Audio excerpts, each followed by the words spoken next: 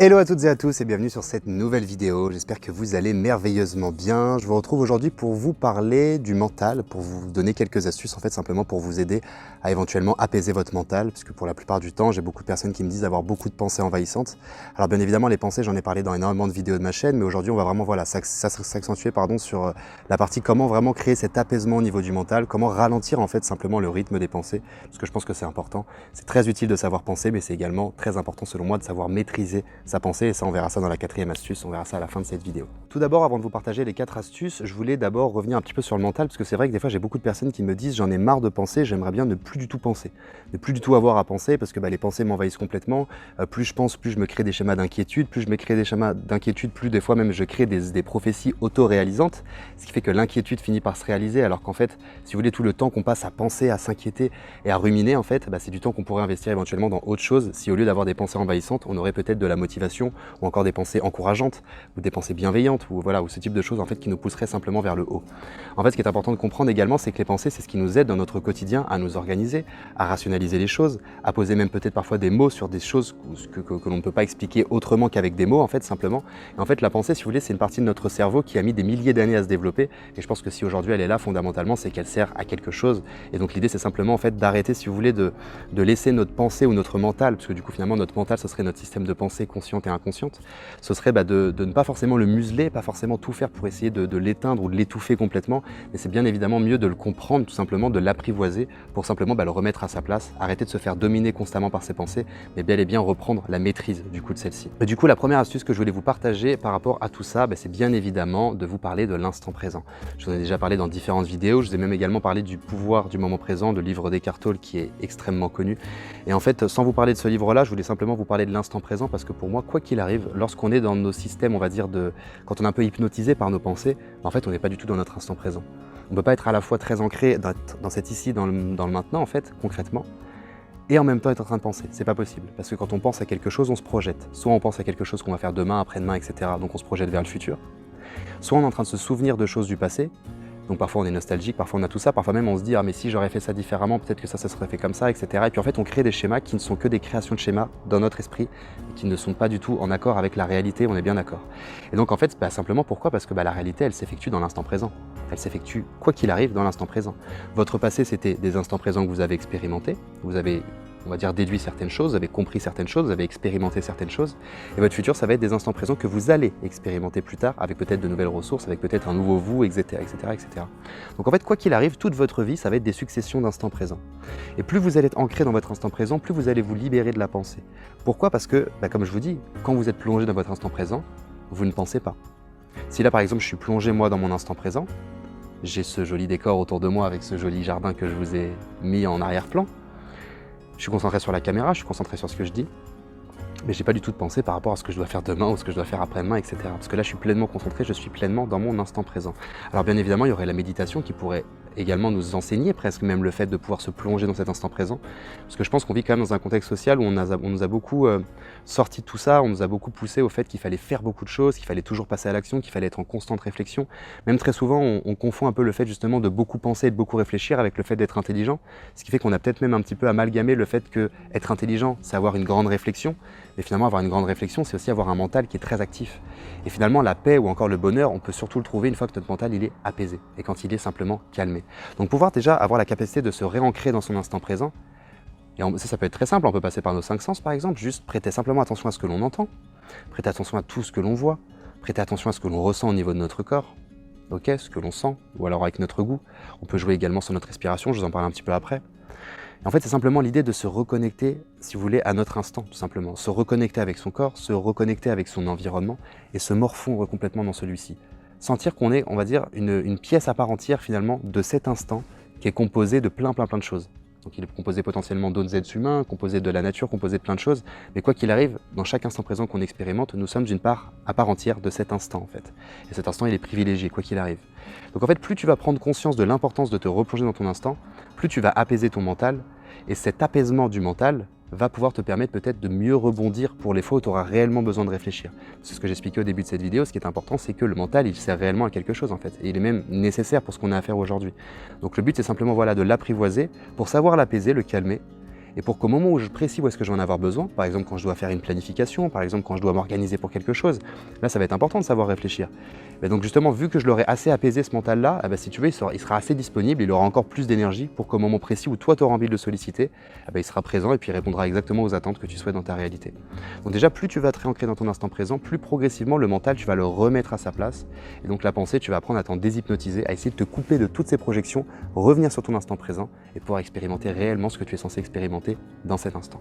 La deuxième astuce que je voulais vous partager, c'était la respiration et donc du coup savoir maîtriser sa respiration. Puisque ça, c'est quelque chose forcément qu'on n'a pas appris à l'école comme beaucoup d'autres choses, mais aujourd'hui, on a beaucoup d'outils qui nous permettent de savoir gérer notre respiration. Je pense notamment à la cohérence cardiaque ou encore à l'auto-hypnose. Et en fait, la respiration, plus vous allez reprendre simplement la maîtrise de votre système de respiration, plus vous allez reprendre la maîtrise de votre état interne. Parce qu'en réalité, oui, la relaxation ou même la respiration, et donc du coup, elle va engendrer une relaxation, elle va créer une relaxation au niveau du corps, mais également au niveau de l'esprit. Alors, il y a différents types de respiration, bien évidemment, parce qu'on peut faire des respirations dynamiques pour gagner en énergie, on peut faire d'autres types de respiration. Mais déjà, juste reprendre la conscience de sa respiration et savoir la modifier ou encore savoir l'influencer par soi-même, c'est quelque chose qui aide grandement à apaiser le mental. Parce que, comme je vous dis, plus vous calmez votre respiration, plus vous en reprenez la maîtrise en fait, plus vous créez un sentiment de relaxation à l'intérieur de vous. En plus de ça, vous sécrétez de la sérotonine à l'intérieur de votre cerveau. Et donc plus votre corps va être relaxé et plus votre esprit va se synchroniser à ce que votre corps est en train d'expérimenter. Et là, vous allez pleinement pouvoir commencer à apaiser le mental, à apaiser ces pensées-là. Et en plus, j'ai même envie de dire, quand vous êtes focalisé sur votre respiration, vous n'êtes pas focalisé sur vos pensées.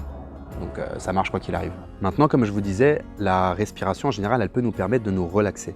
Pourquoi? Parce que simplement, en fait, si vous voulez, notre respiration, ça fait partie de notre système inconscient. On ne réfléchit pas pour respirer. Donc en fait, on respire un peu n'importe comment ou de façon inconsciente dans la plupart de notre journée. Plus on va reprendre la maîtrise de notre respiration, plus on va être capable par nous-mêmes d'avoir des inspirations plus profondes et des expirations plus profondes.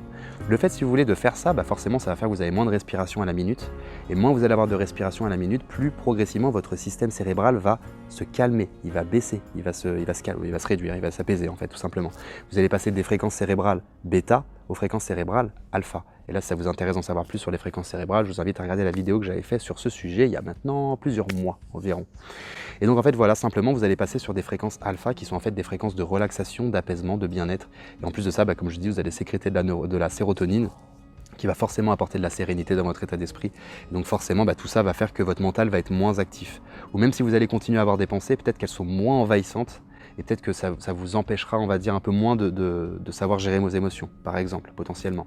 Et plus vous allez prendre conscience en fait de ces respirations de jour en jour, plus par vous-même, ça va devenir un automatisme de reprendre de temps en temps la maîtrise de votre respiration pour créer ce sentiment d'apaisement et donc pour calmer le mental, on va dire, à long terme, finalement. La troisième astuce que je voulais vous partager pour savoir apaiser le mental, et je pense que c'est l'une de mes préférées, c'est de jouer avec vos perceptions. Ça, c'est quelque chose que de temps en temps, je vous en parle un petit peu. Selon moi, dans la vie, de toute façon, il y a énormément de choses qui sont dues à nos perceptions. On a une perception de la réalité, on a la perception d'un événement, on a notre perception de notre passé, on a notre perception de qui nous sommes, de comment est l'extérieur, de comment est le monde, etc. Et en fait, tout ça influe énormément sur notre état interne ou encore sur notre psychologie. Mais au final, même par rapport aux pensées, le fait de savoir maîtriser ses perceptions et de jouer un petit peu avec peut permettre de bousculer un petit peu l'emprise que peut avoir le mental sur nous dans la plupart de nos instants présents. Maintenant, jouer avec ses perceptions, c'est vrai qu'on va dire qu'il y aurait différentes options, parce que du coup, on peut jouer avec nos perceptions auditives, on peut jouer avec nos perceptions visuelles, on peut jouer avec nos perceptions sensorielles. Et en fait, on peut vraiment s'amuser avec ça, et quoi qu'il arrive, dès qu'on commence à jouer avec nos perceptions, en fait, quoi qu'il arrive, on sort du mental, en fait, parce que là, on est beaucoup plus dans le ressenti, on est beaucoup plus dans l'expérimentation de comment est-ce qu'on capte l'information extérieure et qu'on la traduit à l'intérieur. Parce que même en jouant avec nos perceptions, on peut se rendre compte que finalement, la réalité telle que l'on la perçoit, du coup, à travers nos 5 sens, en fait, c'est pas la vraie réalité. C'est qu'une possibilité de la réalité que l'on expérimente en fonction de toutes nos croyances, en fonction de tous nos filtres par lesquels également passe finalement notre perception de la réalité. Donc en fait, par exemple, voilà, on pourrait jouer avec notre vue. Par exemple, là, je suis focalisé, imaginons, sur l'objectif de la caméra, mais je pourrais prendre une vision beaucoup plus périphérique. Et en fait, si vous voulez, ne plus vraiment focaliser sur le point sur lequel je suis en train de fixer, mais bien plus avoir une vision périphérique pour finalement, par exemple, là, voir ma main.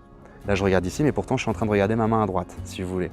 Et en fait, je peux m'amuser à faire ça avec énormément de choses. Donc, ça peut être la vue, comme je vous dis, vision périphérique. Je peux également m'amuser à fixer un point, à fixer un objet, essayer même de faire en sorte de changer ma perception de cet objet-là. Déjà, rien que ça, on rentre dans une phase méditative. Donc, quoi qu'il arrive, on apaise le mental. On n'est plus en train de réfléchir. Quand on fait ça, on est simplement dans le ressenti. Ça peut être le ressenti au niveau du corps. Également, ça peut jouer avec nos perceptions du corps. Donc là, comme par exemple, je vous fais parfois dans certaines séances d'hypnose, je vous fais une sorte de relaxation guidée, étage par étage, soit de bas en haut, soit de haut en bas. Ça aussi, c'est une façon de jouer avec la perception perception de son corps, c'est aussi se dire, bah tiens, je vais tenter par moi-même de juste focaliser mon attention sur mes pieds et tenter de sentir que mes pieds commencent à se relaxer. Et puis là, progressivement, bah, on peut imaginer ce qu'est la relaxation des pieds et donc on peut commencer à la faire vivre avec notre imaginaire. Et donc qu'est-ce qu'on fait? Bah, on change nos perceptions simplement. Parce que peut-être que nos pieds étaient contractés et qu'on va progressivement les détendre. Et en fait, on peut s'amuser à faire ça pour énormément de choses. Pour les sons, ça peut être pareil. Si par exemple, vous voyez là par exemple, il y a un chien qui vient d'aboyer. Parfait, synchronicité géniale. Je peux prêter attention à tous les sons qui sont perceptibles autour de moi.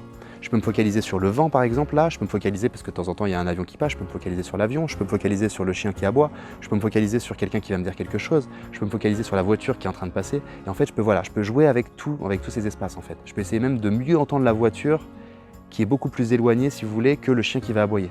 Vous voyez, je peux m'amuser vraiment en fait à jouer avec toutes ces perceptions-là. Forcément, quand on fait ça, on n'est plus du tout concentré sur nos pensées. On n'est plus que dans du ressenti. Donc plus vous allez vous concentrer sur le ressenti, plus vous allez vous déshypnotiser de l'emprise du mental. Et selon moi, c'est même un bel axe, on va dire, d'évolution humaine, de vraiment pouvoir commencer à jouer sur ces ressentis. Parce que quoi qu'il arrive, je vous l'ai dit, la plupart des choses sont une question de perception. Et donc plus on reprend la maîtrise des perceptions ou de comment est-ce qu'on perçoit les choses à l'extérieur, plus on peut apprendre à jouer avec. Et là, on peut vraiment commencer j'ai envie de dire, à s'amuser, parce que oui, on peut trouver beaucoup d'amusement là-dessus. Mais au-delà de ça, même la loi d'attraction, c'est principalement ça également. C'est on attire des choses en conséquence par rapport à ce que l'on fait au quotidien. Donc vous vous doutez bien que dans notre quotidien, quand on apprend à gérer ses perceptions et à les modifier un petit peu, ici on est toujours, on va dire, à l'affût de comment est-ce qu'on attire les choses en conséquence, là on va s'apercevoir que forcément en fonction de différentes perceptions, on va attirer des choses qui sont différentes. Et donc là on va pouvoir s'amuser sur le fait de changer plein de perceptions pour attirer potentiellement plein de choses différentes. Et donc là pour moi c'est une nouvelle magie qui commence en fait quand on commence à jouer avec tout ça. Et moi c'est quelque chose que je fais quotidiennement et pour le coup ça aide considérablement à apaiser le mental. Et nous arrivons donc à la 4e astuce de cette vidéo qui est de reprendre la maîtrise du mental, mais total. Là, je parle vraiment de reprendre la maîtrise. Si vous voulez, c'est l'astuce qui englobe les autres astuces, mais je vais vous apporter d'autres éléments pour que ce soit une astuce qui soit réelle et que du coup, on puisse expliquer. En fait, quand je dis reprendre la maîtrise du mental, je parle vraiment du principe même pour moi de la méditation, c'est-à-dire de replacer le mental à sa place. Et je vais encore prendre mon petit schéma que je fais avec mes mains, parce que je sais que j'ai déjà fait dans d'autres vidéos et même dans des formations, mais pour le coup, je sais qu'il est très parlant, on me l'a déjà dit à plusieurs reprises, donc je vais le reprendre. En fait, en réalité, la plupart du temps, notre mental, il a complètement pris le dessus sur nous. C'est-à-dire, on pense quelque chose, on est en réaction à cette chose-là. Par exemple, je pense que j'ai envie de faire ça, je vais trouver les éléments pour faire ça, parce que j'en ai envie. Il y a une envie qui est venue. Mais d'où est-ce que cette envie, elle est venue? Ça, très souvent, on se pose pas la question. On se dit juste, j'ai envie de faire ça. Et hop, on le fait. Donc là, le mental, il a quasiment toute l'emprise, en fait. Parce que du coup, dès qu'on va penser quelque chose, on va réagir à cette pensée. Donc ça veut dire que toutes les pensées inconscientes que tu as, parce que 90% des pensées qu'on a au quotidien, elles sont inconscientes, ce qui fait un peu plus de 50 000 pensées par jour au passage. Donc en fait, on va être en permanence en réaction à quelque chose qui est inconscient et automatisé. Donc en fait, c'est comme si on était en pilote automatique la plupart du temps dans notre journée en réalité. Ça, c'est quand on est hypnotisé par le mental, quand le mental a encore l'emprise sur nous finalement. Et quand je parle de complètement reprendre la maîtrise du mental, c'est vraiment le remettre à sa place. Et c'est pour ça que je reprends ma petite truc. C'est que si vous voulez, la plupart du temps, on va dire le mental, il est ici. Et vous pensez que vous êtes votre mental. Et c'est ça l'erreur pour moi, une des erreurs les plus fondamentales de l'être humain aujourd'hui, c'est de penser qu'on est le mental. C'est-à-dire je suis ma pensée. Voilà, ce que je pense, c'est moi qui le pense. Alors qu'en réalité, le système de pensée, il est bien plus complexe que ça. Je vais peut-être le développer dans d'autres vidéos, peut-être même sur une formation plus tard. Donc je ne pourrais pas tout expliquer sur cette vidéo, bien évidemment. Mais en réalité, si on pense qu'on est le penseur, on va être tout le temps influencé, on va tout le temps être hypnotisé, manipulé par ses pensées. Tout le temps. Par contre, si on commence à se rendre compte que nous sommes un être humain, qui possédons un mental, et donc qui possède une capacité de réflexion, une capacité de pouvoir utiliser des pensées à bon escient ou pas. Une fois qu'on prend réellement conscience de ça et de l'ampleur de cette conscience, parce que c'est quelque chose d'assez énorme en fait, quand on en prend réellement conscience, potentiellement déjà on s'offre la possibilité de changer les choses et de se placer au-dessus du mental. C'est-à-dire je ne suis plus le mental, je suis celui qui possède un mental. Donc là, c'est plus du tout pareil. Je ne suis plus la possession, je suis le possédant, si vous voulez. Bon, même si le mot posséder, il est très bancal, pour le coup, je pense que notre cerveau, on le possède, ça va. Normalement, ça va. Okay, c'est pas comme un objet qui peut disparaître, ça va, notre cerveau, il est là, normalement, il bouge pas trop. Donc quand je dis reprendre la maîtrise du mental, c'est simplement pouvoir reprendre la conscience que nous avons un mental. Et en fait, quand tu fais ça, qu'est-ce qui se passe? Donc ça veut dire par exemple que tu vas commencer à penser quelque chose. Tu vois, regarde, je vais dire par exemple, moi j'ai des amis tout à l'heure qui vont pas tarder à passer. Si je suis en train de penser que j'ai des amis qui sont qui vont bientôt passer, je vais partir dans la réflexion, je vais partir dans la visualisation même de comment ça va se passer si tu veux ce soir, par exemple. Par contre, je peux complètement me dire, tiens c'est marrant, je viens de penser ça. Et en fait, écouter la pensée. Qu'est-ce qu'elle va se dire elle-même? Même s'il y a un débrief, même s'il y a une sorte de visualisation, de projection de tout ça, ne plus être vraiment, me considérer comme étant le penseur, mais me placer au-dessus du penseur. Et vraiment comme si j'observais un ami qui parlait. Vraiment. Et je l'observais sans aucune réaction. C'est-à-dire que je ne le juge pas. Je ne suis pas en train de me dire, mais non, il devrait faire ci, il devrait... Non, je suis dans un calme mental, j'écoute. je perçois juste. Je perçois l'information, mais je ne me dis pas que c'est une vérité. Parce que je prends conscience progressivement que la pensée que j'expérimente, c'est pas ma pensée à moi. C'est une pensée que j'expérimente. Par contre, si je me dis que c'est ma pensée, là, je vais l'adopter, et là, ça va devenir ma pensée. Parce que je vais avoir des comportements qui vont être en lien avec cette pensée. Mais ce que je dis, plus tu prends conscience que la pensée, c'est pas à toi, c'est pas ta pensée, en fait, tu penses pour énormément de paramètres, plus tu prends conscience de ça, plus tu commences à pouvoir jouer avec tes pensées. Tu vas avoir des pensées, tu vas te dire, oui, mais non, j'ai pas envie de penser ça. Donc là, tu peux faire plein de choses, tu peux faire la respiration, tu peux faire l'instant présent, tu peux jouer avec les perceptions, tu peux faire ce que tu as envie de faire. Mais tu peux progressivement ne plus accepter certaines pensées, en fait. Tu t'en déshypnotises. Et en fait, si tu veux, plus tu fais ça, plus progressivement, le mental, tu le remets à sa place. Parce que même quand tu prends conscience de la pensée, que tu l'écoutes par exemple, et que tu n'y réagis pas, bah, le mental, si tu veux, c'est comme s'il se sent observé. C'est comme un petit enfant, en fait, qui sent qu'il est en train de faire une bêtise et qu'il y a son père qui est en train de le regarder, si tu veux. Ah bah, tout de suite, il va se calmer, il va s'arrêter. Donc là, il n'y aura plus de pensée, il y aura juste un vide mental. Et là, tu as gagné, en fait, si tu veux. Là, tu as gagné ta première manche contre ton mental. C'est-à-dire que ton mental, il s'est aperçu que tu l'as grillé, en gros. Et donc, progressivement, il va se remettre à sa place. Pour cet instant présent. Maintenant, comme il est conditionné, qu'il y a 90 pensées qui sont les mêmes que la veille, comme je t'ai dit, bah, il y a de fortes chances qu'il revienne. Et plus il va revenir et plus tu vas adopter ce schéma-là, plus tu vas remettre le mental à sa place. Et donc, moins il aura d'emprise sur toi dans ton quotidien. Donc, c'est pour ça, selon moi, qu'il est hyper important vraiment de pouvoir remettre le mental à sa place. Parce que quand tu remets le mental à sa place, tu reprends pleinement le contrôle de ton centre de réflexion, en fait. C'est-à-dire que les pensées qui sont négatives, bah, tu sais les traiter, c'est-à-dire que tu sais ne plus les écouter, tu sais ne réagir vers elles, te dire juste que c'est normal, il faut qu'il y ait une dualité, donc il y a des pensées positives, il y a des pensées négatives, c'est normal. Par contre, c'est à toi de choisir lesquelles tu veux adopter, en fait. Et ça se fait en conscience dans ton instant présent. Si tu n'es pas dans ton instant présent, que tu as une pensée, que tu y réagis et que tu pars dans la pensée, là, le mental, il a gagné. Par contre, si tu commences à entendre la pensée, à l'observer, et à la laisser se diminuer, te réancrer dans ton instant présent, bah là c'est toi qui gagnes en fait. Et si tu veux, plus tu vas gagner, plus tu vas te rééduquer pour que tu puisses calmer ton mental à long terme. Parce que calmer son mental, ça peut se faire sur un instant présent par rapport avec la méditation par exemple, ou encore l'auto-hypnose, et je vous en parle juste après. Mais surtout pour moi, c'est un cheminement qui se fait à long terme. Retrouver la maîtrise pleine de son mental, c'est quelque chose qui se fait à long terme. Ça se fait progressivement. C'est un cheminement en fait, tout simplement. On s'est tellement en fait formaté, si tu veux, à se laisser complètement contrôler par notre mental, parce qu'on est comme ça depuis petit. Hein. Donc forcément, tu te doutes que si tu as grandi depuis des années en fonctionnant d'une certaine façon avec ta pensée, et que là tu veux totalement l'inverser et reprendre totalement la maîtrise de cette pensée, il va forcément y avoir un temps d'adaptation. Donc j'ai envie de dire, ce sera que les plus déterminés qui arriveront pleinement à reprendre la maîtrise de leur mental à long terme. Parce que c'est bien de l'avoir à court terme. Moi, par exemple, je me souviens quand j'ai commencé tous ces exercices que je vous partage là, j'avais 15 ans. Donc au début, j'étais hyper content, ça fonctionnait super bien, et puis j'arrêtais. Et puis après, je me refaisais manger par mon mental. Et puis après, je recommençais. Et puis après, machin. Et puis après, j'ai fait ça pendant des années, jusqu'au moment où pleinement, voilà, j'ai pris, on va dire, vraiment le temps de partir m'explorer, finalement, moi-même, pour pouvoir vraiment retrouver la maîtrise, en fait, de toutes ces choses-là. Et pour ensuite pouvoir être capable de les enseigner, notamment en hypnothérapie ou encore en coaching, ou même en vidéo ou en formation. Donc voilà par rapport à ces 4 astuces, petite astuce de fin du coup, une petite 5e comme ça pour ceux et celles qui sont encore sur la vidéo. Je voulais bien évidemment vous parler d'auto-hypnose. Alors je ne vais pas vous saouler trop longtemps avec ça parce que c'est vrai que j'en parle assez souvent dans certaines vidéos. Mais selon moi, l'auto-hypnose, c'est vraiment ce qui nous permet en fait de faire le pont entre notre inconscient et notre conscient. Donc on peut faire énormément de choses en auto-hypnose. On peut bien évidemment calmer son mental parce que du coup là, on rentre dans des états de conscience qui nous permettent complètement en fait d'avoir la capacité très rapide pour pouvoir apaiser son mental. On peut bien évidemment pouvoir rééduquer aussi nos pensées, on peut rééduquer certains de nos schémas, on peut rééduquer certaines de nos croyances, on peut parfois se défaire de mauvaises habitudes ou encore de mauvais automatismes. Je pense notamment à la nourriture, je pense au grignotage. La cigarette en auto-hypnose, c'est vraiment pas simple, mais c'est possible également. Il y a certaines addictions, il y a certains mêmes comportements, peut-être même le fait de ne pas réussir à se réveiller tôt le matin, le fait de se manger les ongles, il y a énormément de choses en fait qu'on peut faire en auto-hypnose, le fait de calmer ses peurs, etc., etc., ou sa colère même, enfin la plupart de ses émotions de toute façon. En fait, ça nous permet réellement de faire le pont, si vous voulez, entre ce que l'on pense, donc notre conscient au quotidien, et comment est-ce que notre corps, de façon automatique, réagit au quotidien, donc notre part plus inconsciente. Ça nous permet de faire le pont entre notre conscient et notre inconscient. Et là, on peut apprendre progressivement à vivre en conscience avec son inconscient. Et c'est ça qui est hyper intéressant. Et moi, on va dire, c'est les témoignages presque que je préfère pour les personnes qui ont suivi mes formations en auto-hypnose, qui me disent, ça y est, je commence à enfin synchroniser ce conscient et cet inconscient. Ils commencent à jouer avec leur perception, ils commencent à pouvoir influencer réellement sur la plupart de leurs comportements automatiques ou même de leurs émotions au quotidien, parce qu'ils ont vraiment créé ce pont entre leur conscient et leur inconscient. Et moi, je trouve ça hyper cool. Et de toute façon, pour moi, pour toute personne, on va dire, qui veut vraiment se développer personnellement, quoi qu'il arrive, tu arrives à un moment donné à un certain stade. Une fois que tu as fait une certaine avancée, tu arrives à un certain stade où tu comprends qu'il y a une partie automatique de toi qui est ton inconscient, qui automatise tout simplement. Et donc il va te créer plein de schémas que tu n'as pas forcément envie de créer. Et si tu as envie d'aller plus loin dans ton développement personnel, pour moi l'auto-hypnose c'est un passage, je ne vais pas dire obligatoire, mais c'est un passage du moins qui est, j'allais dire nécessaire, indispensable, j'arrive pas à trouver le mot, mais mais qui est réellement utile en tout cas, que je surconseille à tout le monde. Et en plus, il y en a plein de toute façon qui s'en sortent hyper bien avec ça. Et moi, ça m'a énormément aidé. Donc forcément, j'allais dire que c'est un outil qui progressivement se développe de plus en plus et se démocratise même de plus en plus.